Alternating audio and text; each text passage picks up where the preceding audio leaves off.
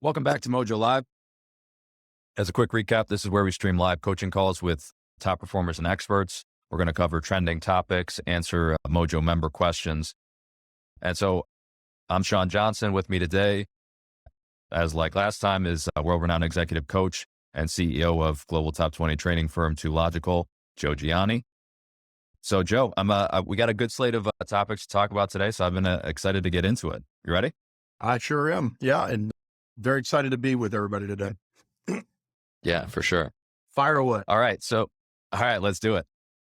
So the first thing I wanted to talk about was there's this new trend I've seen it on TikTok, social media, and there's been a number of articles about it, and everything from the Wall Street Journal to the Guardian, the Independent, kind of all over the place. And it's this trend called quiet quit. And it's kind of seems to exist on a spectrum. For some, it's kind of about reclaiming work-life balance. But for others, in more extreme cases, it's kind of become more about basically doing the bare minimum at your job, becoming something that you and I have talked about, you've shared with me over the years, which is kind of a leader's worst nightmare, which is when a person quits and stays, basically just doing the absolute minimum they can to not get fired. So I thought this was a good place for us to start, maybe just kind of throw it to you to kind of get your thoughts on this trend. Is this something new? Is this just kind of more common these days? What are your thoughts? Yeah. So again, I want to welcome and thank everybody in the Mojo community for being with us today. And Sean, I love the question. I look at it this way. This has always existed. Today, a lot of times people talk about the millennial generation. And, oh, they're so lazy. And the Z generation now coming up too. But the truth of the matter is I don't view it that way. I work with a lot of young people in our company, a lot of young people at our clients' companies throughout the world. And I've got to share with you that just like my generation, the generations that were before me and the ones after me, there are people out there that are applying themselves and building a life of dreams and becoming all they can become and really putting forth the effort, which is what it takes.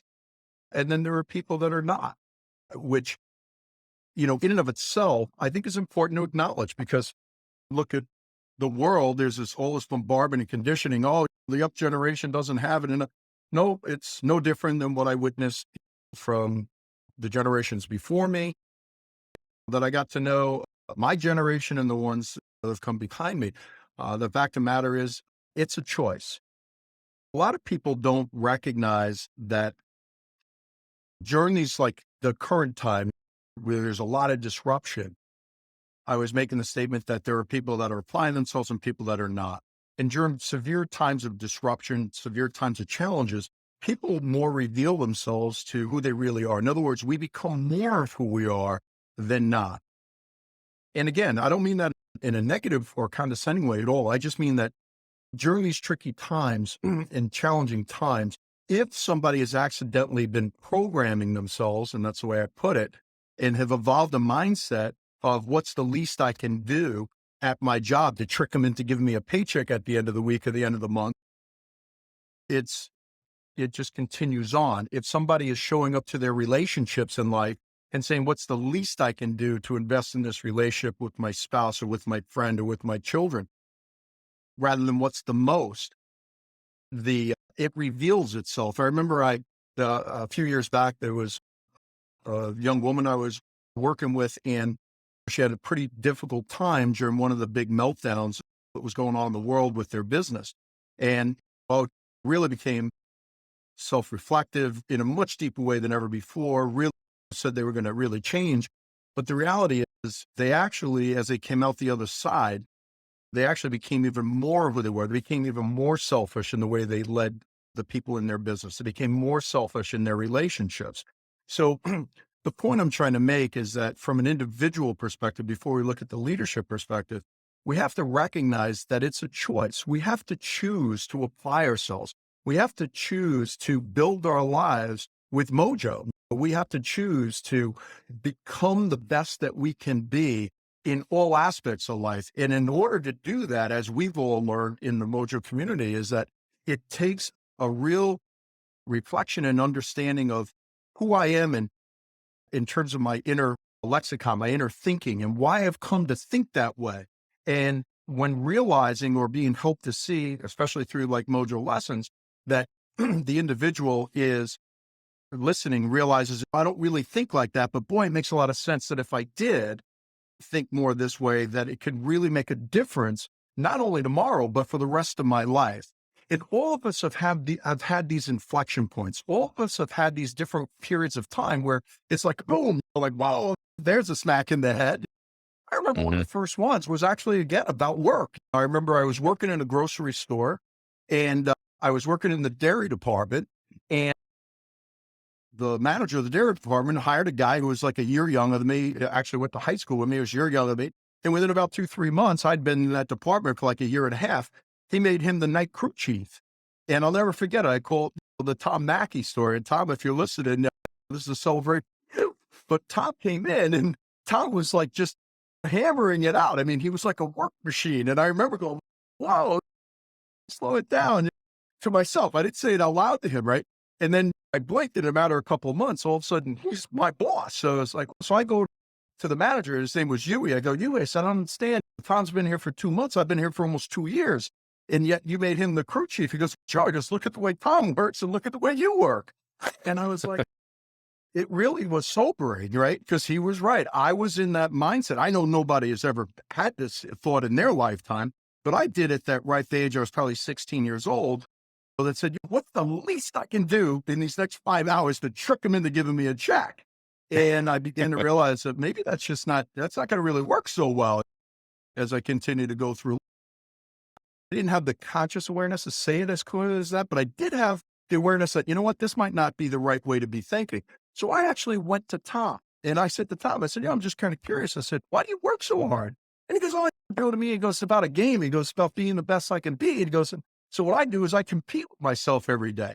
He goes, I take out a box of bird's eye frozen food and I time myself how fast I can stack the shelf with it.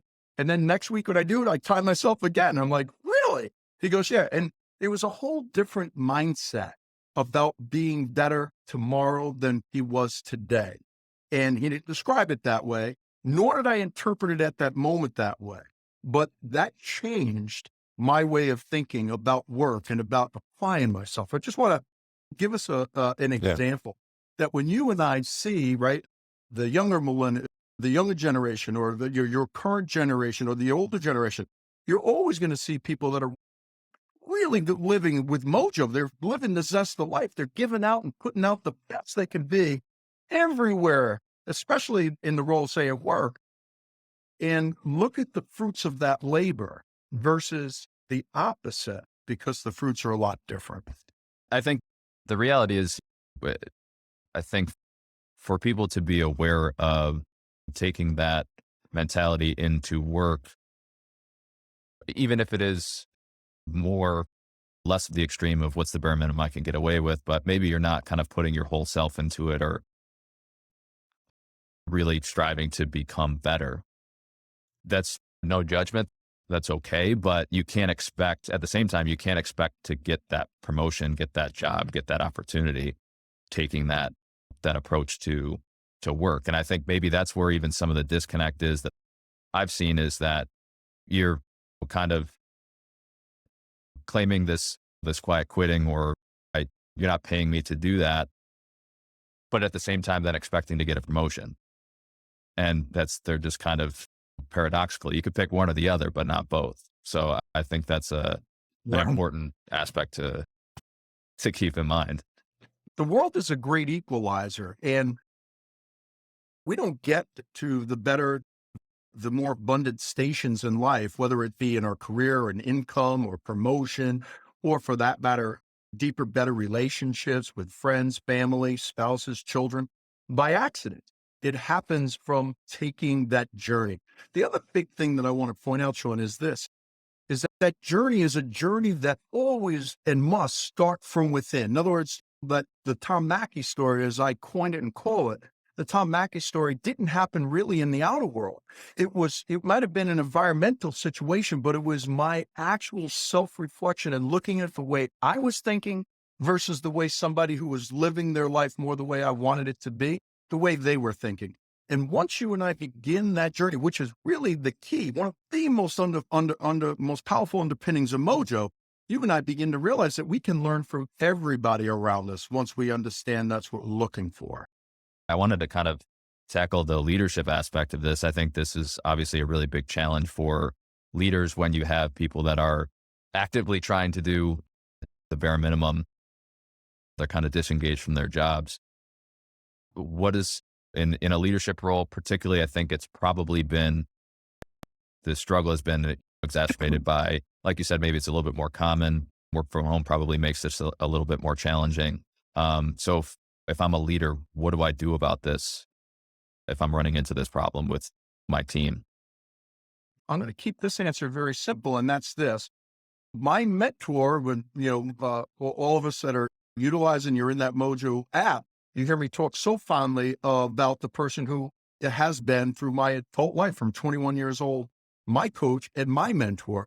And when I joined his team in the publishing industry, as many of you have heard me tell some of this before, I didn't join just a team. I joined the most successful team, not only in the company, but within the industry. Everybody who was in that industry knew his team was a force to be reckoned with.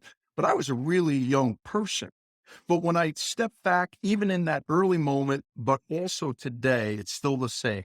What did he do when that caused his team to be totally different to help leaders that are challenged right now when their people are showing up, but they've already quit, or showing up and they're distracted, not focused? It was, it was very rarely, if ever, about the company or the team goals. It was about you and your life goals and making the choice to become the best you could be. And that's what a leader can do. And in my humble opinion, must do. Working within the best companies in the world, across icons from across industry, from the Pfizers to the Bank of Americas to the Baker Hughes, no matter where we are in the world, the entire journey from a leadership perspective lies in recognizing the fiduciary responsibility to build the culture that way, because it is life altering and, of course, performance altering too for the company. Yeah, for sure. I think that's an important point too. One thing that you've taught me about just keeping people engaged is so much of it starts with understanding what it is that they want, where they want to go, and aligning that with what they're doing from a work perspective, but really taking the time to invest in understanding that. That's something that you've done with me and taught me from a leadership perspective, that once you align, hey, this is really what this person wants. And if they want that, John tells the story of trying to buy his first house. A friend of yours was his manager and mentor, and didn't talk to him about his sales quota really ever. He always talked about getting to the house, getting to the house. So I think, yeah, just taking that makes a ton of sense from a leadership perspective. Before we move on to the next segment, I kind of wanted to just tie this up to talk about quickly, what are some maybe tactical things for me, maybe personally, if I find myself slipping into this? Because I think it's like, to your point, the extremes kind of bring that out a little bit more, and people maybe make people a little bit more susceptible to it.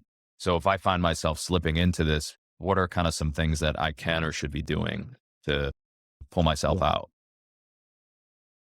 The first thing I think is very important for all of us is to recognize that life isn't a dress rehearsal.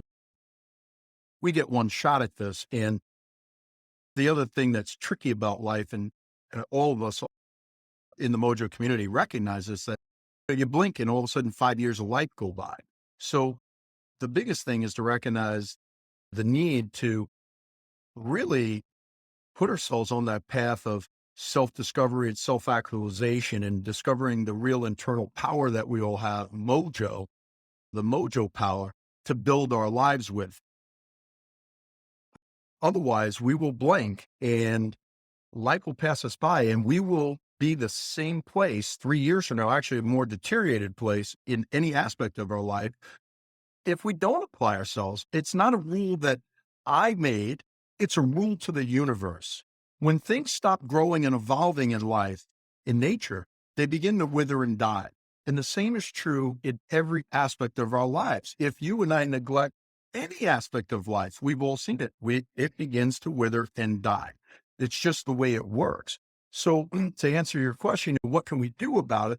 I think the most powerful thing, in fact, I back up, I know the most powerful thing, not only because of my own life journey, but because of helping scores and scores of people through very close coaching and mentoring, is to recognize that we need to create our own vision, our own mission, our own purpose for life. And very rarely have I met people said, yeah, no, I recognize that's what I need to do. In fact, it's quite the opposite. Most people they have some things they might want to do. There's some goals they might want to go after even.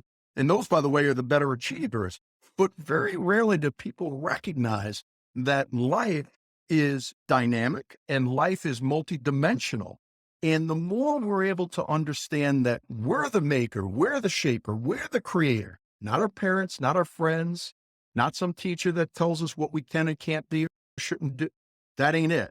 It's you and I choosing our own vision, our own mission in a unifying between our careers, our personal finances, our relationships, our physical well-being, and our spiritual realities is by you and I recognizing the need to invest in ourself, in our inner world, our thinking in all those areas of life, that you and I begin to create that unified purpose. And once you and I have that unified purpose of where we really want to be 3 years from now, 5 years from now, all the shackles begin to come off. All the power begins to come to us. I remember years ago, I wanted to meet W. Clement Stone, and I won't tell the whole story, but I wanted to meet W. Clement Stone for one simple reason. He was one of the few, if maybe the only person that I knew that knew Napoleon Hill before he died. And so I figured a way to network and get a private luncheon with him. And one of the things he said to me, there were many things, I'm not going to get long-winded today in that story, but it's a great story about spending a good 2 hours with this gentleman. But one of the things he said to me is, he said, Joe, do you have an easy chair at your house? I said, yeah. He goes, I want you to find that easy chair and sit in that easy chair. And then I want you to shut your eyes and use the back of your eyelids as a movie screen. And I want you to say your life not as it is, but as you want it to be in every aspect of life. And that's how he taught. So, but I never forgot that. And I began to do more and more of that. And I was already heavily trained in visualization by then, so I knew what he meant. But it was powerful because he was helping to recognize the need to keep creating and recreating ourselves and making it multifaceted into a unified purpose, a unified vision. Most people have never helped to do that, like the Mojo app helps us to do. They end up with these different random goals and life starts pulling them in all different kinds of directions and ultimately decimates our power, our focus. But when we are clear what we want, what we have to do to get there, and it's multidimensional around all of our life, you and I have that passion. You and I have that mojo. You and I have that state of mind that makes us unstoppable. And that's really what it's all about. It's what it's always been about. And it's even something easy to forget. Even when you know it, you find yourself needed to be consistently reminded of it too. I saw this clip the other day of Damon John. He was founder of Fubu. He's the guy on Shark Tank, a big investor, entrepreneur. And somebody was asking him how, especially over the last couple of years, if he's struggled with just maintaining a positive mindset. And what he said was, whenever I find myself depressed, I usually haven't looked at my goals in a while. And when I start looking at my goals again, where I want to go, then I knock myself out of it. But he's like, I tell other people to do this, and I still find myself, it's been a week or 2 weeks since I've looked at it, and I find myself, why am I depressed right now? And he's like, maybe I should follow my own advice and look at my goals. And he said it works every time. Years and years back, I kind of had a test I would give myself every morning. I would get up, I would be showered, I'd get dressed, I'd go out, I'd get in my car. And as I was driving to work, I would self-talk. I'd say, Joe, what is it that you're so excited about? You're so fired up about in your life and the life you have and the life you want to build, the life you want tomorrow, that it's going to emotionally move you to be the best you can be today. It's going to emotionally move you to face your demons, emotionally move you to face your fears, emotionally move you to face challenging situations and move through them. And I would say that to myself all the time. And when I didn't have the answer, I recognized it was probably better if I just turned the car around and went home. But my point being, which of course I mentally, I didn't do Yeah. that because I was trained by my mentor. You show up anyway. But what I recognized when I was in those moments of time, I recognized that I needed to put more thought into me, my world, the world I'm building. Because remember, I'm the shaper, I'm the maker, I'm the creator of my destiny. Chance is not, fate is not, goal direction is, choice is. So that's what that meant. And now, of course, because of being heavily developed and mentored at a very young age, I also recognize when I was able to answer that question, which thank God most of the time I'm able to answer that question. But like you just said, there are times where I don't care who you are, you lose your way. I used to always say this too, that the difference between successful people versus people that struggle a great deal is focus. But it's not that successful people never lose focus, because we all do. But what they have is an uncanny ability to refocus themselves very quickly. And the reason is because they have a unified mission, a vision, a purpose, and it's unified. And therefore, it's easy for them to get back on that track with that deep fire in their belly. As I've shared many times before, people with Mojo, the moment they come on the scene, you can feel it, you can see it. Their eyes are dancing. Speaking of things that stop our eyes from dancing, I wanted to talk about negativity in the news and on social media. It's not necessarily something that's new. If it bleeds, it leads has been an expression in media for the past 100 years, but maybe we're more prone to it because maybe it's a little bit more extreme, or there's 24/7 news and social media. We're bombarded with it constantly. So with the state of the world, constant negativity, um, the election season around the corner is probably going to get even crazier. I thought it was just important to talk about what's the impact of this 24/7 news cycle, this negativity. What does that have on us? What does this do to our minds? And maybe what can we do to protect it? Yeah, no, I think a great question again, especially again, because of where we're at. a lot of the, a lot of times, similar to the way you're asking that question, people are always, all of us, we're looking for, you know, what to blame. The 24/7 news cycle, that's a big blame, right? I mean, it's a big Mhm. challenge. It's a big problem. The other environmental things, the craziness in terms of the dynamics of the political setting in the world, not just even the United States, in the world. I mean, there's always just all these different distractions. But where I want to take us all to is people that live their life with Mojo recognize again that the most important thing and the first thing in terms of how do we defend ourselves from that is to recognize that it's important to know the truth again about ourselves, about our unlimited potential, about our ability to envision where we want to be in the years ahead and actually become the man or woman capable of making those things happen in our lives. Yes, environmental factors can slow us down. Yes, they can detain us. I mean, we've all seen it, the Great Recession, the pandemic. Yes, there are environmental, but nothing and no one can stop somebody that wants to go somewhere. And therein lies again the power of Mojo. People with Mojo, they're going someplace because they've decided, they've chosen where they're going. So to me, the first thing is about just understanding the truth about ourselves, which is what the Mojo life is all about. But also the truth thereby from understanding ourselves about the world around us. So to me, the greatest danger right now is that so much of the world's messaging is taking all of us as individuals further and further away from the truth about self, the truth about the human spirit, the truth about the human soul, which is born to soar, born to grow, born to become. And that's what's the most dangerous thing. And that's why it has to start there. Because then when everything's crazy, we're able to stay calm in the storm. we're able to stay centered. We might get moved slightly, but we're able to stay strong because the root is strong. Our feet are firmly planted because of our own self awareness and understanding. And that's the biggest, most important thing.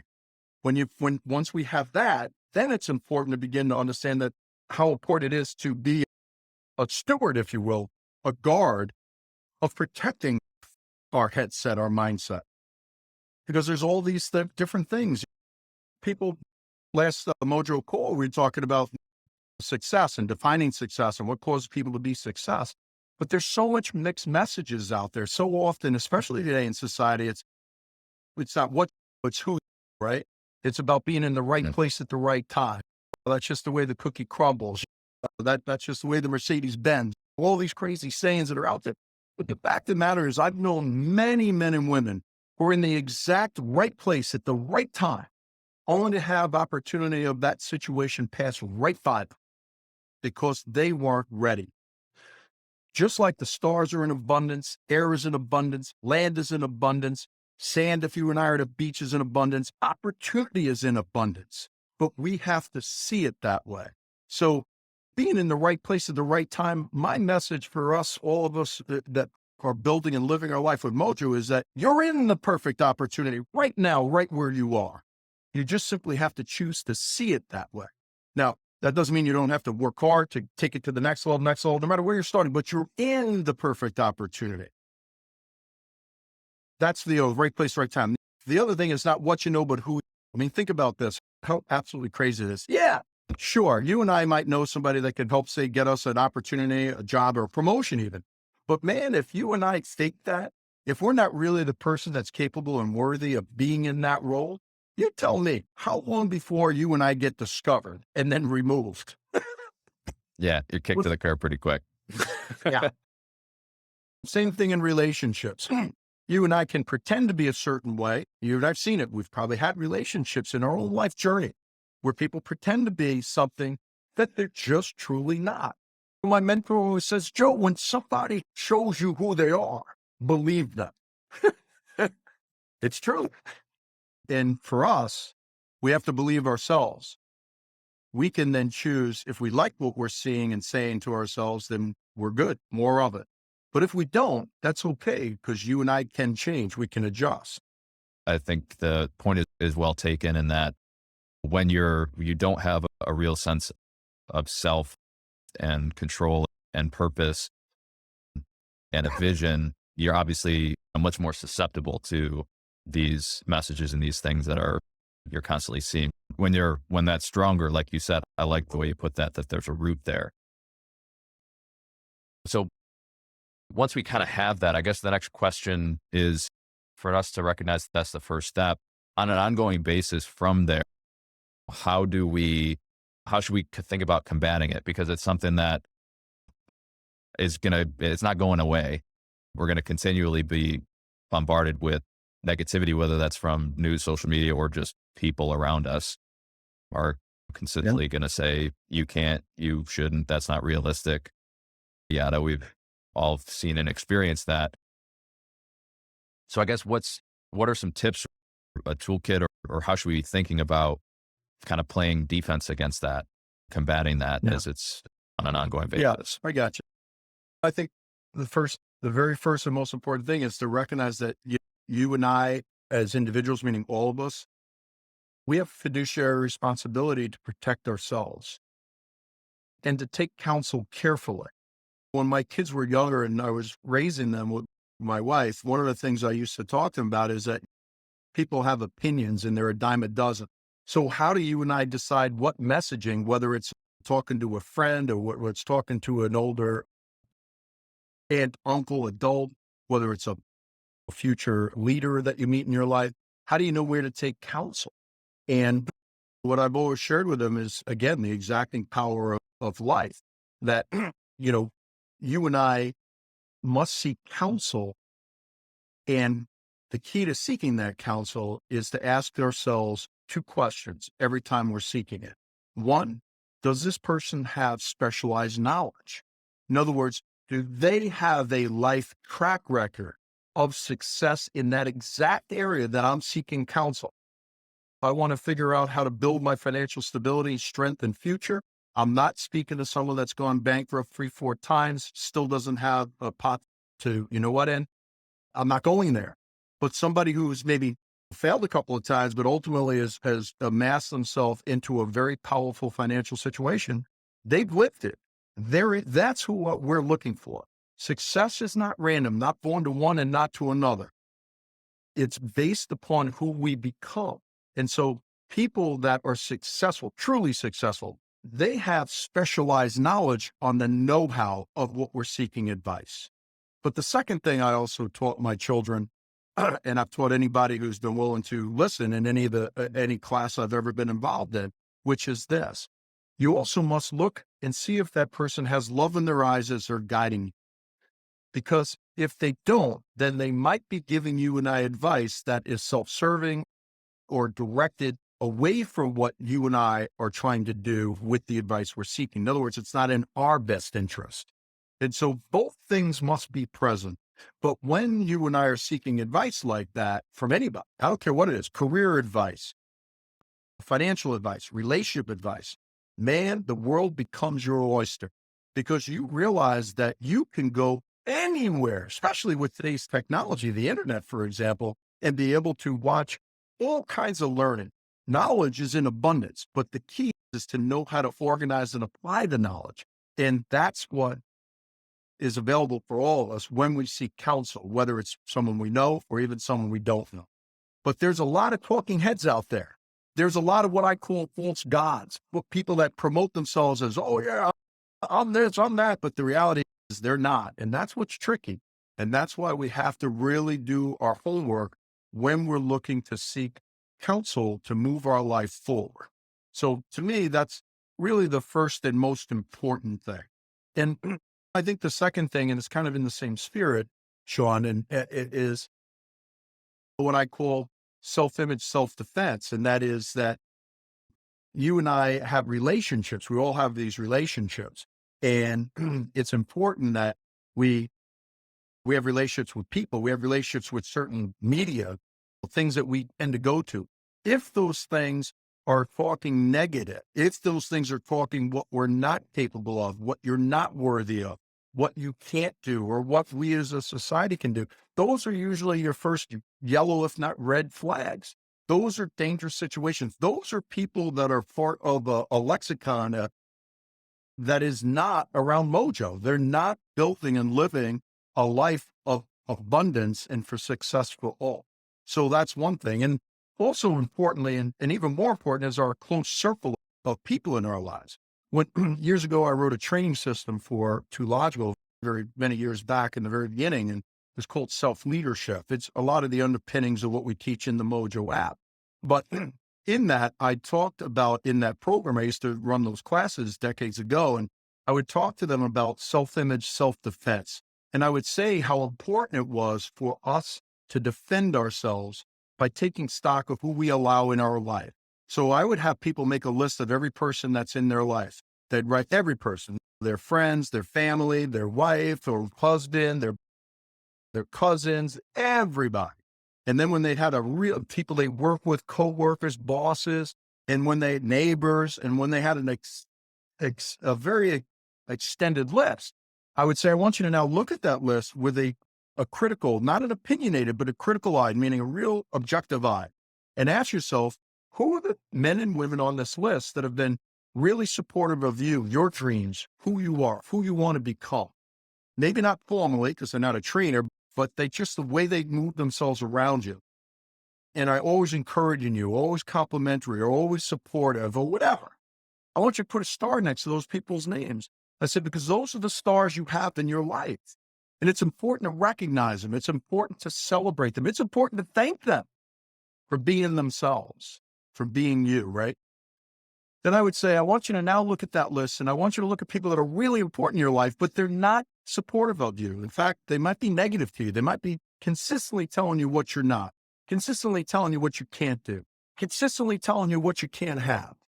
And I want you, but yet they're important in your life. They could be a sibling. They could be a parent. They could be your spouse. They could even be your best friend. I want you to put a circle around those people's names. And I said, because I want you to put a force field around yourself and begin to recognize that these are folks that it's important that you sit them down and say, hey, please don't talk to me like that anymore. Please stop doing that, because it's insidious. I'm saying this now to us, right? It's insidious. It's dangerous. So that would be the second exercise. And then the third thing is, you've got people in your life that are just not important. You're not directly, they're somehow, they're in your life. I call them Klingons, right? And I want you to take your pen and just put an X through their name. And I said, I want you to get rid of them. I want you to eliminate them. And people are like, eliminate them? And I said, I don't mean really eliminate them. I mean, just get them out of your life. It's okay in a journey of life to just say, I'm not going to engage with this person anymore. And we're not mean, we're not rude. We just don't return calls. We just don't go out of our way to spend time. That advice is all under the spirit of that we have a fiduciary responsibility to attract and build people that are positive and are living a life of success principles, and protect ourselves from people who are not, and situations that are not. And that is really the most powerful thing. And that's why I call it self-image, self-defense. Yeah, makes a lot of sense. Yeah, just to kind of sum up, really being cognizant of the people and the media and the things that we're surrounding ourselves with, that we're paying attention to, making sure those are positive influences, and using those two questions. Does this person have specialized knowledge, and do they have love in their eyes, to kind of filter through who are the people and who are the sources or the outlets or whatever it is that are fitting into kind of the life that you want to build. I think that's been such a powerful lens for me to kind of filter through just people or information or anything like that, where before it was all mixed together and it's tough to tell what's what. But I think those two questions are really powerful, just in terms of being able to filter in and out very quickly people and different information. I have seen so much doing what it is that we do for a living, right? As a company, and myself individually as an executive coach, I have seen people's lives far more damaged from mental abuse than I ever have from physical abuse. I'm not downplaying one or the other, but one is much more insidious and much more prevalent throughout society. And what my message for us in the Mojo community is that we have a fiduciary responsibility to protect ourselves first, and then through that, protect the people we love from that negativity. Shut off the TV, or shut off that broadcast if it's not, I'm not saying being closed-minded, that's not what I mean. But if it's just negative, it's not along success principles. Eliminate relationships with people that, if they're not healthy relationships, nothing says you and I have a life sentence with anything or anyone. You and I can choose to change it, and we must.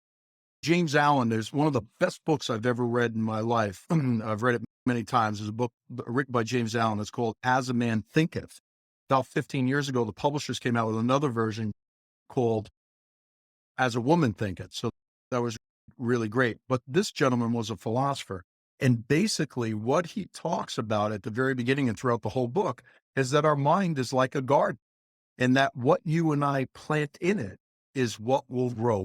What we sow, we shall reap, right? And that truly is the case. And that's why it's so important for us to pay attention to the messaging that we consistently get from everything and everybody around us. And if you don't pull the weeds, they're definitely going to grow. James Allen said it best, because weeds need no encouragement. And anybody who owns a house, Yeah. let me tell you, weeds need no encouragement. You just bought a house. I just bought a house, and I can absolutely attest to that. All right. I want to move on to it's a little bit piece of business news that was kind of making its rounds the last couple of weeks. Adam Neumann raised $350 million for his new startup. So for people that don't know, Adam Neumann was the founder of WeWork, the wildly popular co-working startup.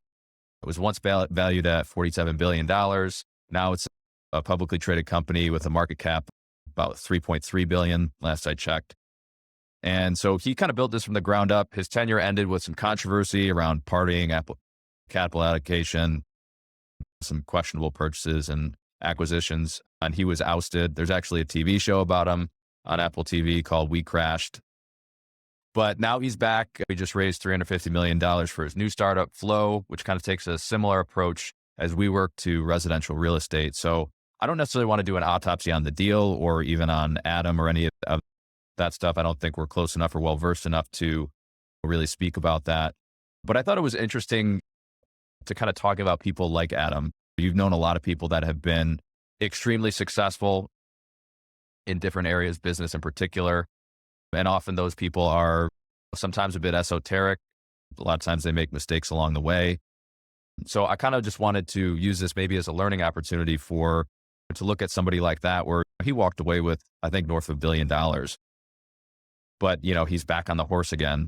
So I kind of wanted to just get your perspective on what possesses somebody to get back on the horse like that, and why people like investors would give somebody like that a second chance, given he's made a couple of mistakes. People will always ask, what is it about this person? They failed 3 times, 5 times, and yet they just keep getting up and doing it again. The famous story about Henry Ford and going bankrupt 5 times before he finally dialed it in. I mean, could you imagine being an investor saying, listen, I know I wiped you out 4 times, but I'm telling you, I got it this time, then wiping out 5th time, then still raising money a 6th time. I mean, it's crazy. But, the best way and the most succinct way I can say and answer that is simply this. People that live their life based on success principles, their mistakes, their challenges and their setbacks, but mostly their mistakes, they don't allow them to define them. And the truth of the matter is that our mistakes in life don't define us. Every single person with you and I today, yourself, myself included, have made mistakes. We've made mistakes in business. We've made mistakes at clients. We've made mistakes with friends. We've made mistakes with significant others. We've made mistakes with our children. Every one of us makes mistakes. The key, in my humble opinion, based upon studying successful people and being heavily involved in developing successful peak performing people, is helping them to develop the belief that mistakes is part of the journey. But our mistakes only define us if we choose to allow them to define us. And the most powerful way I can summarize this is to simply tell you a quick story about years ago. My son asked me if I would come give a talk at his high school to his economics class. And I was actually talking about entrepreneurship. And so I went and gave the talk, a very short version of this, but I went and gave the talk. And at the end of the talk, the kids were really excited about it because I was talking about that all of us are entrepreneurs, whether you start a company or not. All of us, once again, are the creators of our life. As you can imagine, that's how I would have that kind of a talk. But this young lady comes up to me at the very end and she says, Mr. Gianni. I said, yes. She says, can I ask you a question? I said, sure. I said, what's on your mind? She says, I was wondering if you could give me some advice. She goes, for a friend of mine. And so I knew it was her, right? And I said, okay, sure. And she said, what advice would you give to somebody that made a mistake where they stole something and they got caught and they got arrested and they have a record? And I said, that's a tough thing. And I said, I think the most important thing that I would do, what's your name? She said, my name's Mary. I said, Mary, the most important thing that I would do is I would simply be reminded of a story I want to tell you. I said, the story is about a little boy, and the little boy goes into the candy store and he wants a piece of candy and he wants it so bad that he either is not aware of the rules of life yet or doesn't quite buy into them yet. So he grabs the candy bar and sticks it in his pocket, and he gets caught by the store owner. And the store owner makes him pull the candy bar out and put the candy bar back. Now, he's a kid, so the store owner lets him go. But the fact of the matter is, the mistake that child made was simply stealing the candy bar, grabbing something that they wanted without earning it. And the reality is, what I shared with her is I said, this little boy, here's the fictitious name, Johnny is not a thief, even though society might want to call him a thief. Even though society might want to say that maybe he's going to be no good. But the reality is, Johnny just had one day in his life, one moment in time where he made a decision that was not optimal. He made a mistake. And I said, Johnny is no more of a thief than you or I, just like your friend, Mary, no more of a thief than you or I. Your friend made a mistake. What defines your friend in her life and her future is not the mistake. It's what she learns from it. If she chooses to learn to not steal, then she's not a stealer. She's not a criminal. But if she chooses to not learn that lesson, then she's destined for that life. Because that's what it takes. It just takes a self-reflection and hopefully some good leadership that we meet in life. Thanks everybody for tuning in. We'll be back next time. Let us know in the community what questions you have, what topics you want us to cover, and we'll see you next time.